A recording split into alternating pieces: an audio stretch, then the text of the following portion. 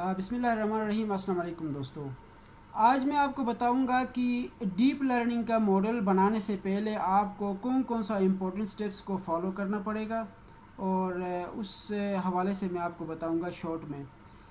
Deep learning کا models جو ہے نا بیس کرتا ہے آپ کا نیورونز کے اوپر، نیورل نیٹ ورکس کے اوپر، کیونکہ نیورل نیٹ ورکس میں جو ہے آپ کا سب سے پہلے CNN آتا ہے، کنولوشنل نیورل نیٹ ورک آتا ہے، دوسرا LSTM آتا ہے، long and short term memory neural network بولتے ہیں، تیسرا پرسیپٹرز ہوتا ہے، پھر RNN ہوتا ہے، ریکرنٹ نیورل نیٹ ورک۔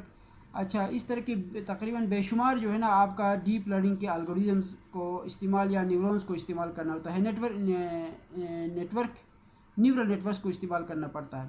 لیکن جب آپ کوئی ماڈل بناتے ہو، ماڈل بنانے سے پہلے آپ کو سب سے پہلے کیا کرنا ہوتا ہے؟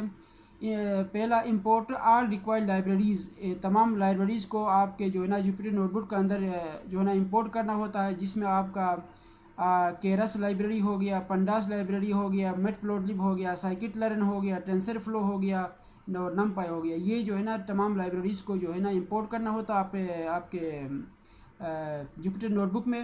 دوسرا جو ہے نا شو آل امیجز فرام نمبرز، وہ دیکھنا پڑتا ہے کہ وہ جتنے بھی امیجز ہیں اس کو کنورٹ کرنا ہوتا ہے بائنری کے اندر 0 اور 1 کے فارم میں، اس میں وہ تمام امیجز کو نمبرز کے اندر شو کرانا پڑتا ہے۔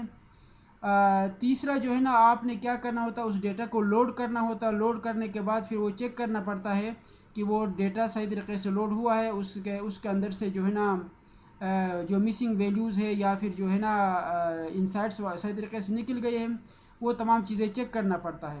اور اگر مسنگ ویلیوز کو کلیئر کیے بغیر لوڈ کریں گے تو یہ ڈیٹا لوڈ نہیں ہوتا ہے کسی بھی ڈیپ لرننگ ہو یا مشین لرننگ کے الگوریتمس کے اوپر، یہ اس کے اندر نہیں لوڈ نہیں ہوتا ہے۔ سب سے پہلے اس کو فیچر انجینئرنگ کرنا ہوتا ہے اور اس کو لوڈ کرنا، اس کو جو ہے تمام تر جو ہے نا اس کے مسنگ ویلیوز اور بگس کو کلیئر کرنا لازمی ہوتا ہے۔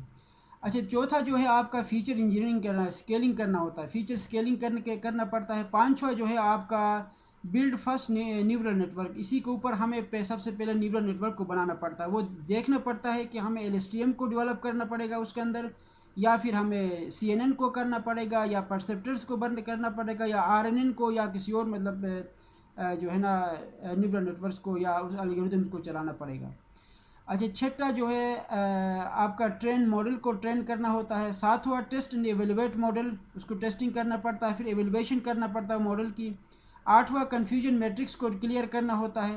نواں کلاسیفیکیشن رپورٹ چیک کرنا پڑتا ہے۔ 10واں جو ہے نا اس پریڈکٹیو ماڈلز میں جو بھی رزلٹ آئے گا اس کو ہم نے سیو کر کے اس ماڈل کو ہم نے تیار کرنا پڑتا ہے اور اس کے بعد ٹرین کرنا پڑتا ہے۔ تو یہ کوئی 10 ایسے پوائنٹس ہیں جو ہمیں ڈیپ لرننگ کے ماڈل بنانے سے پہلے ان تمام سٹیپس کو فالو اپ کرنا پڑتا ہے، اور ان کا خیال رکھتے ہوئے ہم ڈیپ لرننگ کا ماڈلز کو بنا سکتے ہیں۔ تو thank you so much, good bye.